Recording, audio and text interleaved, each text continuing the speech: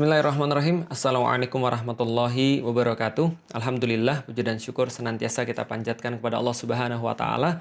Begitupun juga salat dan salam senantiasa kita curah dan limpahkan kepada baginda Nabi besar Muhammad sallallahu alaihi wasallam. Teman-teman, melanjutkan sedikit sharing kita tentang konflik yang ada di Palestina, yang ada di Baitul Maqdis. Kita sudah sampai pada Kongres Zionis pertama yang diadakan di Basel pada tahun 1897 yang akhirnya memberikan sebuah kesimpulan bahwa mereka harus mendirikan sebuah negara Yahudi. Persis seperti yang ditulis oleh Theodor Herzl dalam bukunya Der Judenstaat.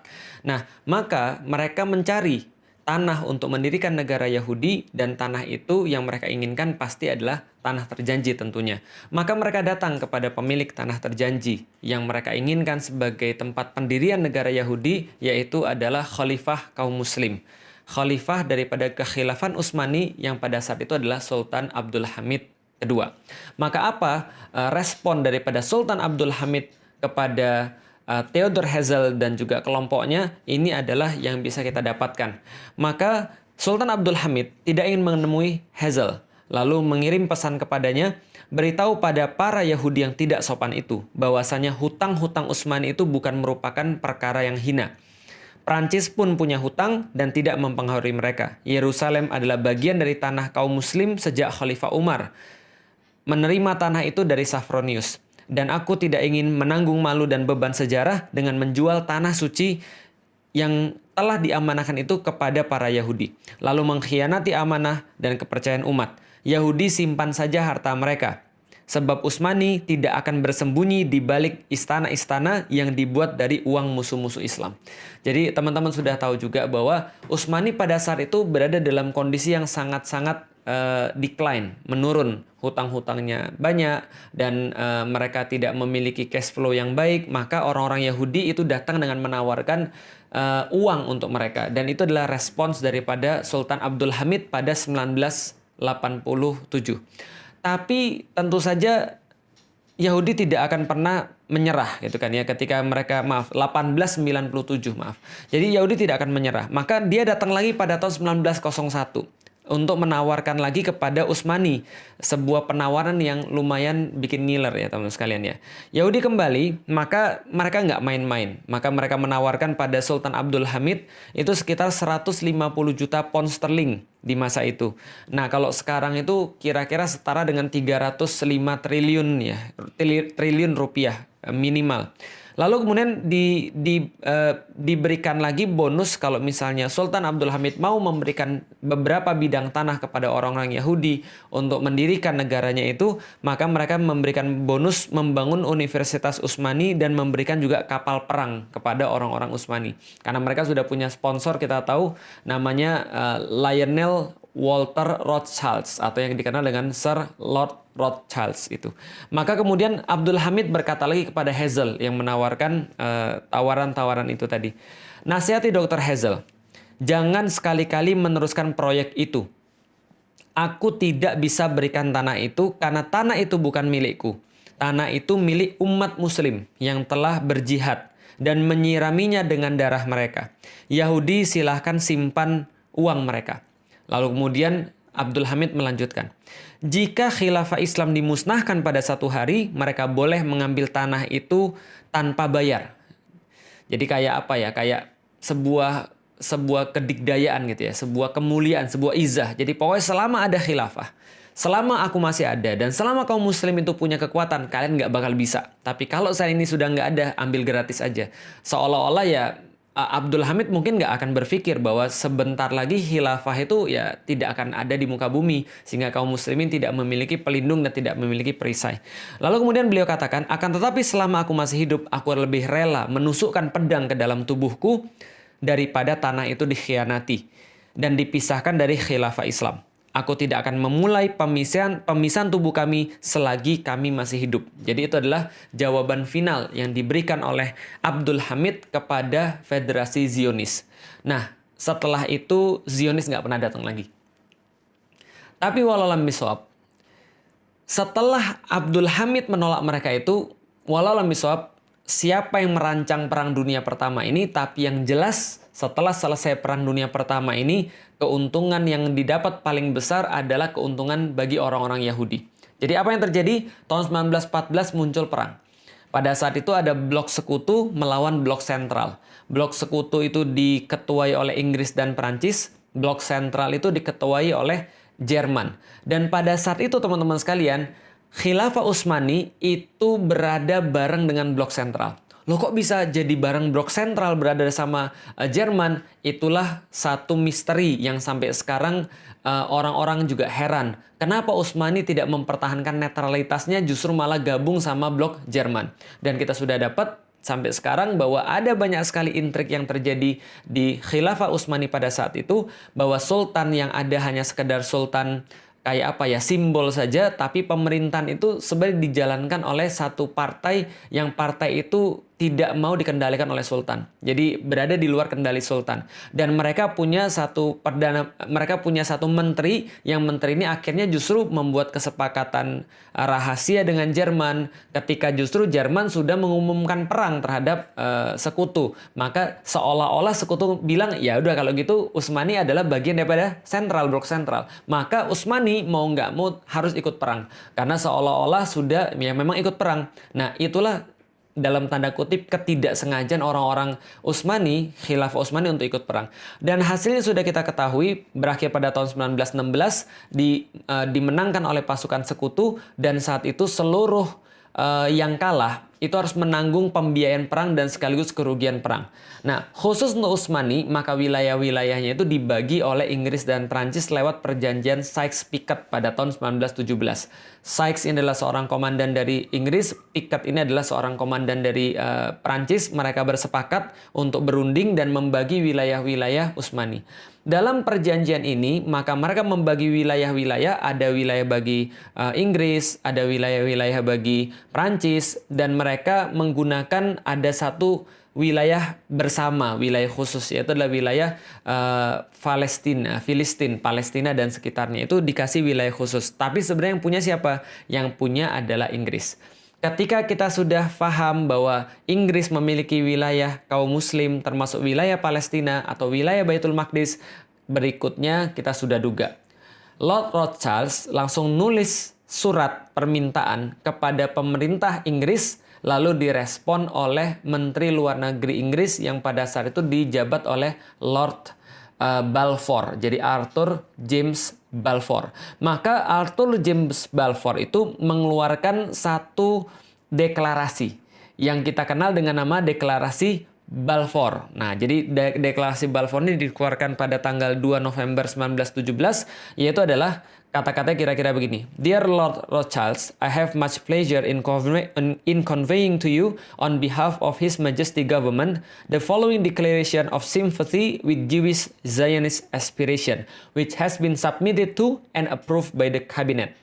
His Majesty Government view with favor the establishment in Palestine of a national home for the Jewish people and will use their best endeavors to facilitate the achievement of this object. It being clearly understood that nothing shall be done which may prejudice the civil and religious rights of existing non-Jewish communities in Palestine, or the rights and political status enjoyed by Jews in any other country. I should be grateful if you would bring this declaration to the knowledge of the Zionist Federation. Jadi pertama kali yang memberikan tanah itu kepada orang-orang Yahudi adalah Inggris. Dan Inggris memperkuat ini lewat diterbitkannya Mandate for Palestine. Pada tahun 1922, Inggris yang pada saat itu mengetuai Liga Bangsa-Bangsa atau League of Nations ini memberikan Mandate for Palestine untuk menjadikan legitimasi bagi orang-orang Yahudi untuk pindah ke tanah terjanji versi mereka dan mendirikan negara Yahudi. Nah, seperti yang sudah kita duga, sejak tahun 1920, 1921, 22 sampai dengan 1939, sampai dengan 1940 dan seterusnya, itu puluhan ribu, bahkan ratusan ribu atau lebih besar lagi, jutaan orang itu pindah untuk menuju kepada tanah terjanji. Yaitu adalah tanah yang diberikan oleh Inggris kepada orang-orang Yahudi. Dan apa yang kemudian berikutnya terjadi? 29 November 1947, pasca Perang Dunia Kedua, di mana pemimpin dunia sekarang sudah berganti, awalnya adalah Inggris berganti menjadi Amerika, maka Amerika mengubah dari Liga Bangsa-Bangsa daripada League of Nations menjadi United Nation, menjadi Persekutuan Bangsa-Bangsa, PBB. Maka PBB inilah yang akhirnya seolah-olah menjadi penengah untuk menyelesaikan konflik yang ada di Palestina. Mereka bilang, kalau gitu kita bagi dua aja. Ini perampokan yang sangat luar biasa. Penjajahan yang di awal diamini oleh PBB adalah penjajahan atas negeri Palestina. Penjajahan atas negeri Baitul Maqdis. Kenapa? Karena mereka langsung membagi wilayah menjadi dua. Ada wilayah Israel, yaitu ada 55% daripada tanah Palestina, sedangkan 45% diberikan kepada orang-orang Arab. Itu adalah usulan daripada PBB, namanya UN Partition. Partisi yang diberikan oleh PBB pada tahun 1947 tanggal 29 November. Nah, ini adalah satu penjajahan dan satu perampokan yang besar. Menindaklanjutin itu semuanya, orang-orang Israel kemudian mendirikan negara Yahudi.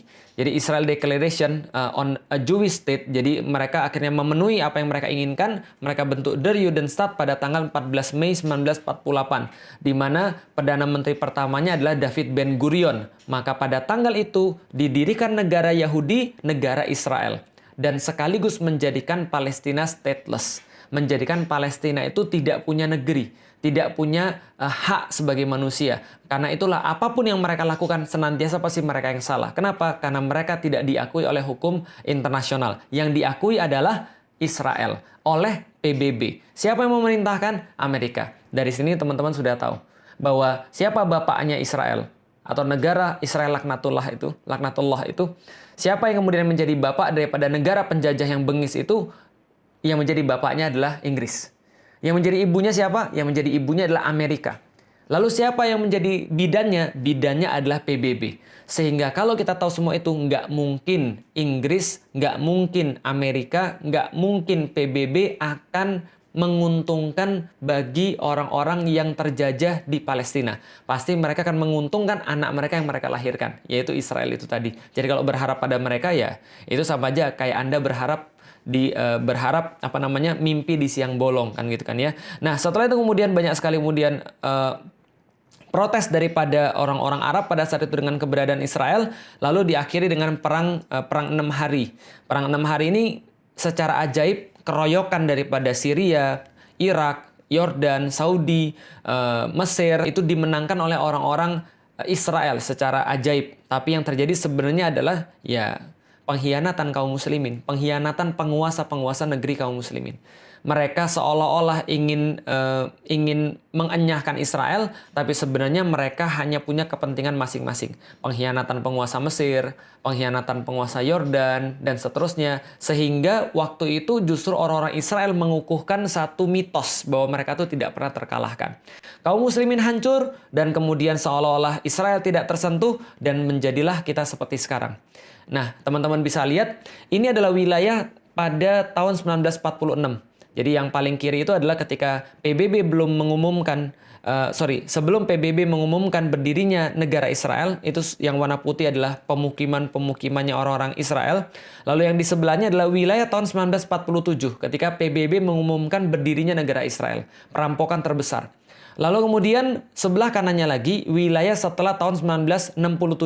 Setelah perang 6 hari yang direkayasa tadi dan pengkhianatan para penguasa-penguasa muslim terhadap umat muslim sendiri di seluruh dunia. Dan yang sebelah kanan adalah tahun 2000. Setelah resolusi-resolusi PBB, perjanjian-perjanjian yang berusaha dibuat yang kayaknya menguntungkan selalu bagi orang-orang Yahudi Israel, dan mereka juga senantiasa untuk mengingkarinya, janji lalu berkhianat. Ya, kita sudah tahu seperti apa kelakuan mereka dari dulu. Setelah perjanjian-perjanjian damai itu, wilayah kaum muslimin semakin berkurang dan wilayah mereka terus bertambah. Itu yang terakhir tahun 2000. Tahun 2020, 2021 lebih parah lagi daripada semuanya itu. Makanya kemarin yang memicu keributan adalah ketika daerah Sheikh Jarrah itu kemudian diambil oleh orang-orang Israel dengan sekendak hati, tanpa ada hukum. Ya memang nggak ada hukum di situ. Kenapa nggak ada hukum? Karena orang-orang Palestina itu nggak punya negara. Orang-orang Muslim yang ada di situ itu stateless. Mereka nggak punya negara, nggak punya hukum yang bisa melindungi mereka. Maka apapun yang mereka lakukan senantiasa salah. Nah, yang pengen kita sampaikan adalah teman-teman sekalian, setelah PBB itu mengumumkan berdirinya negara Israel, maka pembantaian demi pembantaian dilakukan atas nama hukum. dan hilangnya nyawa, meregangnya nyawa orang-orang yang ada di Palestina, yang ada di Baitul Maqdis, yang mereka adalah Muslim, dan itu tidak dianggap sebagai kejahatan kemanusiaan. Kenapa?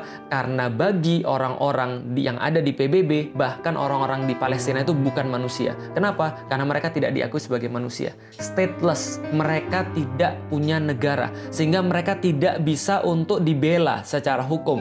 Kenapa? Karena mereka stateless. Karena kenapa? Karena Israel yang diakui sebagai satu-satunya negara. Maka kemarin ketika saya mendengar ada orang-orang bilang, itu peta Palestina dihapus dari Google. Sejak kapan Google memakai peta Palestina? Sejak kapan Google mencantumkan Palestina sebagai sebuah negara? Mereka nggak diakui. Kenapa nggak diakui? Karena secara hukum dunia, itu bukan sebuah negara. Yang negara cuma Israel. Maka kita lihat sekarang Israel cuma yang dicantumkan di peta. Karena memang yang diakui sebagai negara adalah dia. Siapa yang ngakui negara? PBB. PBB kan bidannya. Maka kalau misalnya ngarep PBB nyelesain masalah Palestina, nggak akan mungkin. Menyelesaikan masalah di Baitul Maqdis nggak bakal mungkin, karena mereka yang bikin masalahnya di awal. Jadi teman-teman sudah paham. Nah, kenapa misalnya PBB bisa begitu? Ya karena mereka didukung. Didukung oleh siapa? Mereka didukung oleh Amerika, mereka didukung oleh Inggris, mereka didukung oleh kebanyakan orang-orang penguasa di dunia. Sementara orang-orang Muslim, penguasa-penguasanya hanya bisa diam melihat hal yang seperti ini. Kalaupun ada yang berbicara, alhamdulillah ada yang berbicara, maka yang berbicara ini posisinya terjepit. Maka yang berbicara ini tidak bisa berbicara lantang. Kenapa? Mereka tidak bisa mengerahkan pasukan militer ke sana karena bertentangan dengan hukum internasional. Maka ini yang kemudian bisa kita lihat pada saat ini. Nah, apa yang bisa kita lihat pada Januari 2009 misalnya, ketika orang-orang Israel laknatullah menunjukkan kebiadabannya sekali lagi kepada kaum muslimin dengan menghujani kaum muslimin dengan rudal-rudal, dengan senjata-senjata kimia yang sangat tidak manusiawi, tapi tetap aja dibela sama Amerika. Obama misalnya berkomentar, Israel have a rights to defend itself. Kenapa? Karena ketika munculnya pun ketika dia pengen jadi presiden, ya dia berpidato di depan AIPAC, American Israel Public Affairs Committee, dan mengatakan komitmennya untuk mendukung orang-orang Israel dan mendukung kemuktahiran senjata-senjata Israel sebesar 30 miliar US dollar. Jadi ini yang kemudian dijanjikan oleh Amerika terhadap pemerintahan Israel. Dan mereka menggunakan ini sebagai kayak komitmen. Kalau misalnya mau jadi presiden ya harus dukung Israel. Kalau nggak mau dukung Israel ya susah untuk jadi presiden. Kenapa? Karena nggak didukung oleh komunitas Israel. Nggak didukung oleh komunitas Yahudi. Lalu gimana dengan penguasa-penguasa Muslim? Ya itu yang kita kemudian agak miris. Kok bisa ada orang-orang Muslim yang justru diam ketika melihat saudara-saudara Muslimnya dizolimi dengan kata-kata itu bukan negara saya. Bahkan Mesir itu menghalangi orang-orang yang mau untuk mengungsi, menghalangi suplai air bersih dan menghalangi suplai logistik ke situ. Bahkan negeri-negeri yang lain juga nggak peduli melihat kondisi itu, seolah tutup mata. Padahal mereka sama-sama orang-orang Arab, padahal mereka sama-sama Muslim, mereka sama-sama Qurannya sama, kiblatnya sama, rasulnya sama, tapi mereka tidak bisa berbuat apapun, bahkan cenderung diam, bahkan bekerja sama dengan penjajah-penjajah Israel ketika kaum muslimin sedang dibunuh di situ. Ini adalah sesuatu yang sangat miris sekali teman-teman sekalian. Nah, maka apa yang bisa kita lakukan teman-teman sekalian? Ketika kita melihat semua ini ya nggak ada yang bisa kita lakukan. Yang bisa kita lakukan ya sesuatu yang tidak esensial. Seperti berdoa dan berdonasi, mungkin sharing tentang perkara-perkara kayak gini. Nggak ada yang bisa kita lakukan lebih daripada itu. Kenapa? Karena kalau teman-teman nyimak dari awal, kita jadi tahu permasalahan kaum muslimin adalah karena mereka tidak bersatu. Karena mereka tidak bersatu, mereka tidak punya kekuatan. Kenapa mereka tidak punya kekuatan? Mereka tidak punya kepemimpinan. Maka yang bisa menyelesaikan permasalahan Palestina, permasalahan Baitul Maqdis adalah ketika kaum muslimin itu bersatu dan mereka punya kepemimpinan sehingga mereka terorganisir dengan kekuatan mereka. Itu yang terjadi pada masa-masa yang lalu ketika orang-orang Yahudi tidak bisa berbuat apapun. Mereka tidak bisa untuk menyerang kaum muslimin. Mereka tidak bisa untuk menakut-nakuti kaum muslimin. Mereka tidak bisa untuk berbuat seenaknya ketika kaum muslimin masih punya kekuatan pada masa lalu di bawah kekhilafan Utsmani tadi itu. Maka tidak ada yang bisa menyentuh Baitul Maqdis. Kenapa? Karena kaum muslimin akan membela dengan darah mereka. Kaum muslimin akan membela kehormatan negeri mereka dengan seluruh kekuatan yang mereka punya. Tapi sekarang ketika itu tidak ada, maka kita tidak bisa berbuat apapun. Karena kita tidak punya kekuatan, kita tidak punya persatuan. Lalu gimana caranya? mengacu pada Rasulullah Shallallahu Alaihi Wasallam, maka yang pertama adalah kita harus berjihad secara ilmu. Pahami tentang Baitul Maqdis, ngerti tentang Baitul Maqdis, pahami tentang Palestina. Apa yang harus kita perjuangkan sebenarnya? Perjuangan apa yang tidak akan punya buah? Perjuangan mana yang dilakukan oleh Rasulullah Shallallahu Alaihi Wasallam? Misal, kalau orang nggak ngerti teman-teman sekalian terhadap masalah ini, maka dia akan bilang, oke, kalau gitu kita akan minta agar kita kembali pada daerah 1947. Yaitu adalah ketika PBB membagi dua wilayah ini, yaitu adalah wilayah Israel 55% dan wilayah kaum muslim 45%. Ini salah, karena mereka nggak ngerti. Kok malah diperjuangkannya adalah wilayah ketika terjadi perampokan. Kayak kita, ada orang tiba-tiba masuk ke rumah kita, lalu dia bilang, saya bawa surat dari RT. Bahwa mulai dari hari ini, RT bilang bahwa rumah ini kita harus bagi dua. Kamu tinggal di WC dan di dapur, saya ambil selain itu. Emang kita terima kalau kayak gitu? Ini kan perampokan. Ini kan penjajahan. Kok kita malah terima yang kayak gitu? Kok malah kaum muslimin menyerunya pada wilayah 1947? Kita nggak mau. Kita nggak mau wilayah 1947. Kita nggak mau wilayah 1967. Apalagi setelah perang 6 hari. Kita nggak mau wilayah yang sekarang. Dan bahkan kita nggak mau wilayah sebelum UN mengatakan partisi, yaitu adalah wilayah tahun 1946. Kita juga nggak mau. Yang kita mau apa? Itu adalah wilayah kaum muslimin. Penjajah harusnya dienyahkan. Orang yang merampok harusnya nggak boleh di situ. Ini adalah solusi sebenarnya. Maka solusi terhadap penjajahan ya berarti dibebaskan. Sebagaimana Umar bin Khattab membebaskan Baitul Maqdis. Sebagaimana Salahuddin Al-Ayyubi membebaskan Baitul Maqdis. Jadi penjajah itu bukan negosiasi. Tapi penjajah itu harusnya diusir. Sebagaimana penjajah Belanda itu diusir dari Nusantara. Bukan bernegosiasi. Gitu loh maksudnya. Nah, maka kita harus kemudian yang pertama adalah jihad ilmu. Dan Rasulullah Shallallahu Alaihi Wasallam mencontohkan bahwa ini dilakukan sepanjang 14 tahun. Setelah itu Rasulullah melakukan jihad negosiasi atau jihad politik yang dilakukan oleh Rasulullah sepanjang 2 tahun. Mengirimkan surat-surat, bernegosiasi dengan penguasa-penguasa yang ada di Baitul Maqdis dan seterusnya. Lalu setelah itu baru Rasulullah menempuh jihad militer yang berakhir dengan pembebasan Baitul Maqdis di zamannya Umar bin Khattab pada tahun 638 Masehi. Inilah kemudian yang menjadi sebuah pengetahuan bagi kita yang pengen saya sharing teman-teman sekalian. Jadi teman-teman sekarang ngerti kenapa sih Palestina itu bermasalah. Atau lebih tepatnya istilahnya adalah Baitul Maqdis itu bermasalah. Lalu apa yang bisa kita lakukan untuk menyelesaikan problem Baitul Maqdis secara long term, secara permanen, yaitu adalah membangun kekuatan itu dan membangun persatuan itu dan membangun kepemimpinan itu. Lalu apa yang bisa kita lakukan sekarang? Nggak ada yang lain selain doa, donasi, dan share pengetahuan-pengetahuan tentang Baitul Maqdis agar kita tidak menjadi orang-orang yang memperhatikan Baitul Maqdis hanya ketika mereka menangis dan berteriak ketika mereka dibom, dihujani dengan peluru, ataupun dibunuh di depan mata kita. Sehari lagi kita menunda kebangkitan Islam. Sama seperti sehari lagi kita memberikan waktu bagi penjajah Zionis biadab itu untuk membunuh saudara-saudara kita yang ada di Palestina. Karena itulah teman-teman sekalian, ini yang bisa kita lakukan. Berdoa, berdonasi, dan sharing pengetahuan-pengetahuan yang ada di kita semuanya. Dan Allah Subhanahu wa Ta'ala mungkin pada tahun ini memberikan kita sebuah pelajaran yang sangat berarti. Agar kita tuh noleh kepada mereka di tengah-tengah kesibukan kita, itikaf, menikmati sajian-sajian Ramadan. Tapi Allah bilang, lihat loh ada saudara-saudara kalian itu. Yang saudara-saudara kalian itu tertindas, yang saudara-saudara kalian itu terjajah. Mudah bagi Allah untuk membebaskan mereka. Tapi bukan itu ceritanya. Ceritanya adalah bahwa Allah memberikan kesempatan pada kita untuk muncul kesatria-kesatria di antara kita. Memperhatikan mereka. Senantiasa mengisi hati kita dengan Baitul Maqdis, kiblat pertama kita. Supaya besok-besok ketika diperlukan kemudian perjuangan-perjuangan yang lebih besar, maka kita sudah siap dengan ilmu-ilmu dan sakofah kita tentang Baitul Maqdis. Artinya teman-teman sekalian, kalau memang kita merasa sedih, kalau memang kita merasa marah, kalau memang hati kita tercabik-cabik, kita bisa menggunakan apapun yang kita punya. Kalau kita nggak bisa donasi, minimal kita berdoa.